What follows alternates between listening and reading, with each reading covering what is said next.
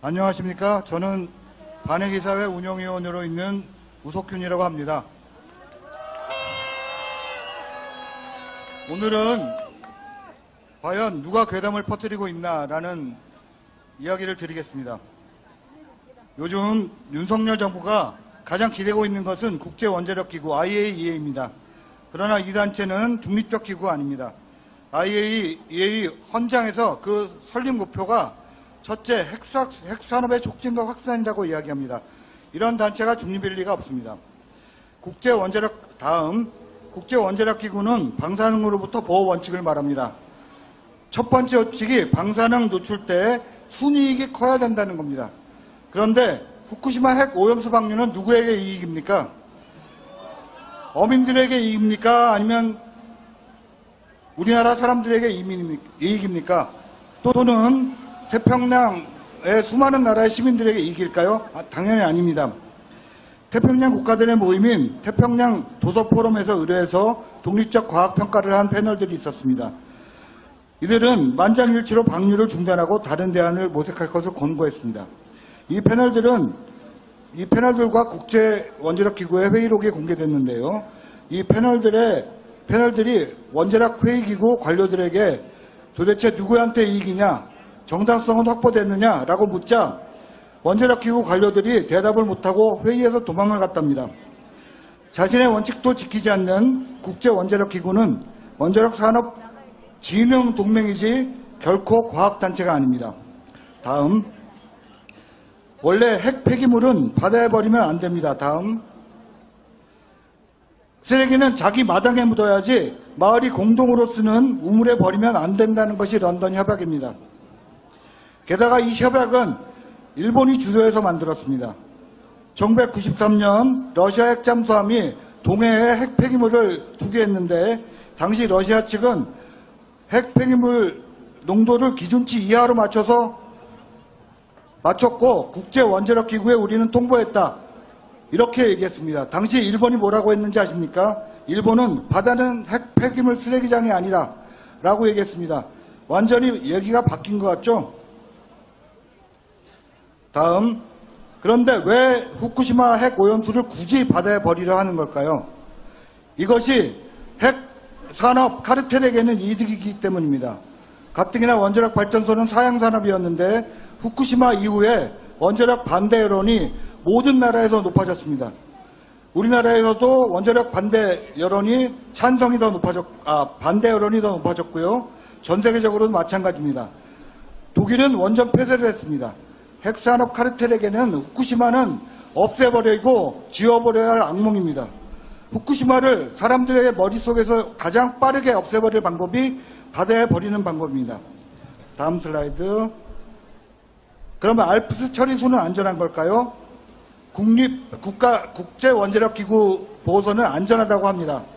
그런데 후쿠시마에는 10,000개의 탱크가 있습니다. 130만 톤이 있다는 겁니다. 그런데 알프스로 이걸 처리하면은 깨끗해지는가? 대답은 누구도 모른다는 겁니다. 일단 알프스로 처리를 해도 70%는 다시 재처리를 해야 될 정도로 농도가 높습니다. 방사능 농도가요.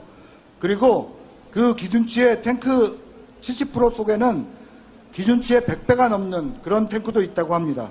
그렇다면 처리해서 30% 된 거는 안전한가? 64개 핵 방사성 동위원소 핵종 중에 9개가 넘는 핵종이 조사된 바가 없습니다. 분명히 더 있을 텐데 조사된 바가 없다는 거죠. 삼중수소와 탄소 14는 거르지도 못합니다. 그 중에서 이 샘플을 그럼 도대체 몇 리터를 검사했느냐? 1000만 리터 중에 30리터만 했답니다. 여러분 이걸 믿을 수 있습니까? 이것도 대표치가 아주 들쭉날쭉해서 대표성이 없고 침전물을 섞어서 침전물을 섞어서 조사하지 않고 윗물만 떠서 조사했다는 의문도 있습니다. 샘플에 나와서는 안 되는 핵종도 나오고 반감기가 9시간인 핵종도 나왔습니다. 한마디로 잘못 측정했거나 대표성이 없다는 겁니다. 이런 걸 안전하다고 30년간 방류한다고 합니다. 30년도 말이 빨라서 30년이지 그 30년 동안 폐로가 되지 않는다면 어떻게 합니까?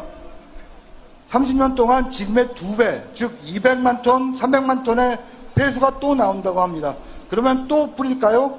100년이 넘게 뿌릴까요? 다음 슬라이드. 과정은 투명했습니까? 반대 의견을 가진 사람들이 참여하지 못했고 과정이 투명하게 공개된 적도 없습니다. 각국의 전문가가 참여했다고 중국 정부가 참여했다고 말합니다. 그렇지만 중국 정부는 전문가들이 반대했는데도 그것이 항의가 받아들여지지 않았다고 얘기합니다. 다음 슬라이드. 국제원자력기구가 일본 편이라는 것이 괴담이라고 얘기합니다. 지금은 국제원자력기구가 일본 정부 편이 맞습니다. 그런데 러시아가 핵쓰레기를 버릴 때는 러시아 편이었고 삼중수소가 안전하다고 말할 때는 한국 편이었다가 중국 편이었다가 하고, 말하자면 국제원자력기구는 누구 정부 편이 아닙니다. 원자력 편이죠. 핵산업, 이권 카르텔, 누군가 좋아하는 요즘 용어를 쓰자면 핵산업 이권 카르텔의 일부가 바로 국제원자력기구이기 때문입니다. 국제원자력기구는 지금 후쿠시마가 어떻게든 빨리 잊혀지기를 바랍니다. 그래서 일본 정부 편입니다. 지금 후쿠시마 편을, 일본 정부 편을 국제원자력기구가 듣고 있는 것은 절대로 괴담이 아닙니다. 그리고 가장 중요한 문제는, 다음 슬라이드, 가장 중요한 문제는 후쿠시마 해양 생태계 문제입니다. 해양 생태계는 안전하다는 것이 도쿄전력의 발표입니다. 그런데 이 해양 생태계를 국제원자력기구는 아예 평가하지도 않았습니다. 국민의힘 국회의원들이 바닷물을 먹는 퍼포먼스를 했습니다. 근데 여러분, 바닷물을 먹습니까? 뭘 먹죠? 우리는 해산물을 먹습니다. 해산물은 바닷물을 먹고 자라는 것이 아니라 그 속에서 자라는 침전물을 먹고 먹이사슬에 따라서 플랑크톤, 작은 생선, 큰 생선, 참치, 새우, 우럭, 여러 가지 먹이사슬을 따라서 생물들이 먹고 삽니다. 도쿄전력은 안전하다고, 후쿠시마 앞바다가 안전하다고 하지만 12년이나 지난 지금 왜 세슘 우럭이 나왔습니까? 왜 세슘 G 노래미가 잡힙니까? 이것은 생물에서 방사선이 농축되고 축적되지 않으면 도저히 해명이 되지 않는 것입니다. 후쿠시마와 그 주변 앞바다는 방사능 물질로 범벅이 되어 있고 그 장소에 또 오염수를 추가로 버리는 것입니다. 그렇기 때문에 우리는 그것을 모릅니다. 모르고 안전한지 안 안전한지 모르는 것을 안전하다고 얘기하는 것은 과학이 아닙니다. 그것이야말로 괴담입니다. 대안이 없습니까? 바다에 버리는 것만 대안입니까? 국제원자력기구는 5가지 방법을 쪽집게 과외식으로 일본 정부에게 권고했습니다. 그리고 2가지를 추천했습니다. 수증기를 날려라, 아니면 바다에 버려라. 근데 수증기에 날리는 것을 일본 정부가 왜 포기했느냐? 그것은 일본 환경 기준에 어긋나기 때문에 바다에 버리자, 이렇게 결정을 한 것입니다. 또 싸기 때문이기도 하죠. 그런데 일본 시민단체나 태평양 도서국 포럼에서 권고하는 대안이 있습니다. 보다 큰 견고한 탱크를 만들어서 30년간 일단 보관한 다음에 그 다음에 결정하자. 아니면 모르타르로 굳혀서 묻자. 이 2번째 방법은 미국 서바나에서 이미 쓴 방법이고, 견고한 탱크를 만드는 것도 옆에 바로 빈 공간이 있습니다. 원전 부지가 있기 때문에 빈 공간이 없다고 얘기하는 일본 정부는 거짓말을 한 것입니다. 이거는 아예 검토도 안 하고 대안이 없다고 얘기합니다. 이것이 바로 괴담입니다. 자, 그러면 바다에 버리는 건 누구에게 이익도 안 되고 후쿠시마를 빨리 지워버리는 방법일 뿐이며, 알프스 처리는 안전하지도 않고 무엇이 들어있는지도 모르고 30년으로 끝나지도 않고 100년, 앞으로 우리 손자의 손자까지 뿌릴지도 모르고, 해양 생태계 문제, 즉 생물한테서 축적이 돼서 훨씬 높은 농도로 우리가 먹을지도 모르는 이런 문제는 검토도 하지 않았는데 지금 이것을 과학이고 안전하다고 믿으라는 겁니까? 여러분, 누가 괴담을 퍼뜨리고 있는 겁니까? 후쿠시마가 안전하지 않다고, 안전하지 않을지도 모르니 천천히 결정하고 더 충분한 검토를 거친 뒤에 결정하자고 하는 우리가 괴담입니까? 아니면 무조건 안전하다고 얘기하는 윤석열 정부가 괴담입니까? 이 반대 의견을 한국 정부는 괴담이라고 부릅니다. 무조건 일본 정부를 믿으라고 하니 이게 한국 정부입니까? 도대체 누가 믿겠습니까? 광우병 시위만 해도 보십시오. 2003년부터 2006년까지 미국에서 광우병 소가 3마리 발생을 했고, 미국의 사료 정책은 소가 소를 먹는 걸 통제하지 못했고, 이력 추적도 없었고, 도축 정책도 주저앉는 소도 막 도축했습니다. 그래서 전 세계가 수입을 중단했습니다. 2년 뒤인 2008년에 일본이 20개월 미만 광우병 위험 물질 금지, 20개월 미만과 광우병 위험 물질 금지, 중국, 대만도 30개월 미만으로 수입했습니다. 그런데 이명박 정부가 한미 FTA 선결 조건으로 덜컥 모든 미국 쇠고기를 전면 수입하겠다고 했습니다. 어떻게 반대를 하지 않습니까? 지금 광우병이 미국에서 발생하지 않았다고요? 그때는 2년밖에 안 지났어요. 광우병의 잠복기는 10년, 15년이 넘습니다. 모릅니다. 모르면 안전하다고 확인될 때까지 안 하는 게 사전 예방의 법칙이고 바로 이것을 지켜야 합니다. 이것 때문에 전 세계의 광우병 수입 기준이 우리나라 시위대가 주장하던 30개월 미만 광우병 위험 물질 금지, 이것으로 전 세계 수입 조건이 다 결정됐습니다. 멕시코도 캐나다도 그렇게 결정됐고, 미국은 도축 정책을 고쳐야 했고 사료 정책도 고쳐야 했습니다. 대만 공무원들한테 저는 감사하다는 이야기까지 들었어요. 한국의 시민들 때문에 대만에서는 미국과 쉽게 협상을 할 수 있었다. 또 2008년 시위가 광우병 하나만 반대한 겁니까? 철도, 가스, 의료 민영화, 언론 탄압 다 반대한 것 아닙니까? 이런 시민 저항의 위대한 전통 중에 하나인 2008년 시위를 괴담에 노란한 난동으로 만들고 있습니다. 그러면 안 됩니다. 정부 괴담 신문 10담을 봤습니다. 아주 간단하게 몇 개만 보겠습니다. 바나나 한 개에 6,100크렐이라고요. 커피 한 잔에 4,100크렐이라고요. 이거는 명백한 정부발 괴담입니다.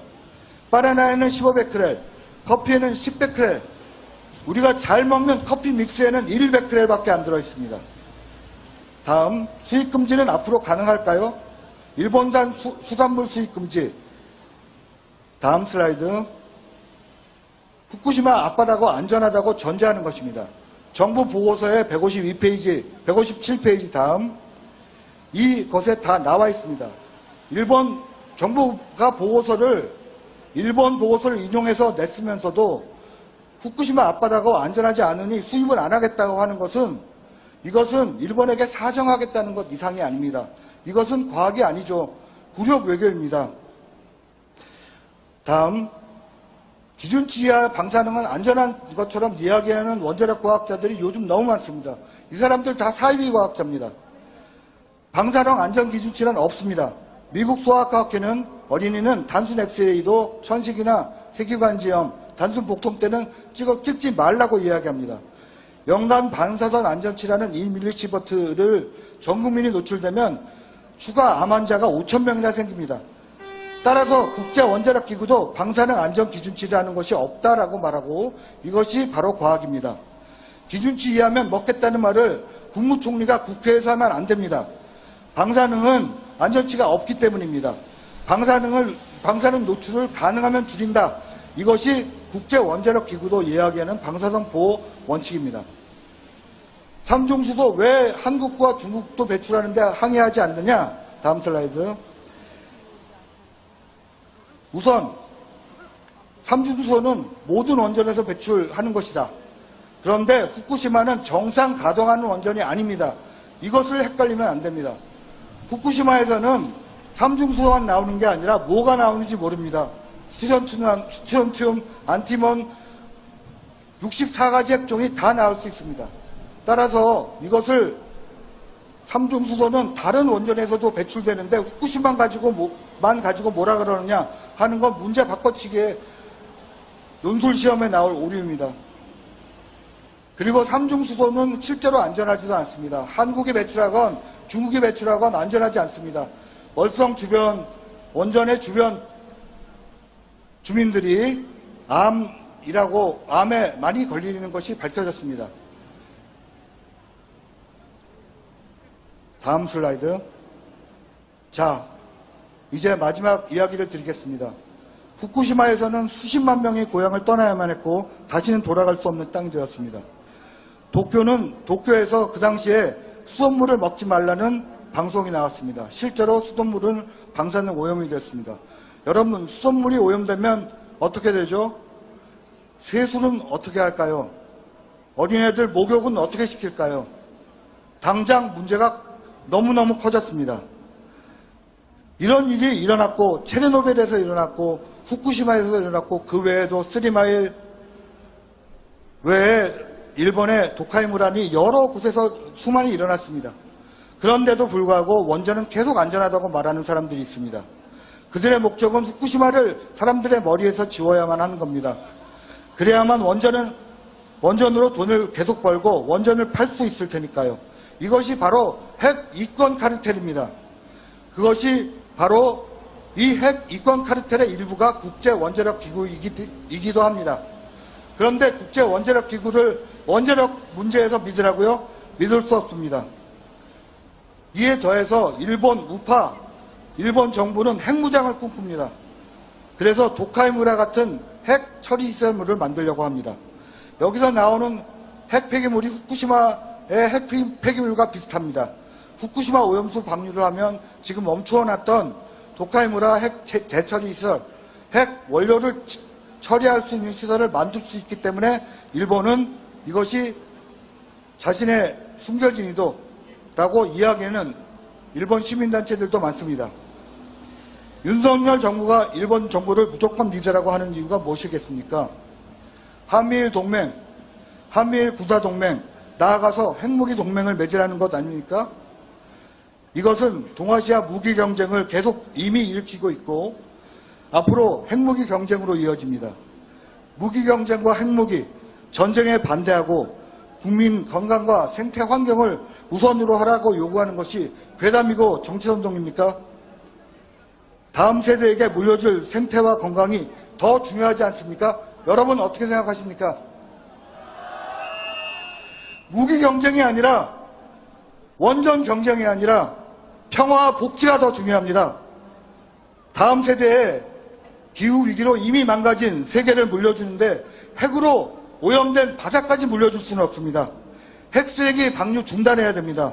윤석열 정부는 일본 정부에게 핵 폐기수 방류를 중단하라고 강력하게 요구해야 합니다. 정부는 국민들의 생태와 건강과 생명을 지켜야 합니다. 이것이 정부의 의무 아닙니까? 이런 의무를 지키지 않는 정부 어떻게 해야 됩니까? 윤석열 정부가 정부로서 존립하기 위한 최소한의 의무를 지키지 않으면 윤석열 정부 물러나야 됩니다.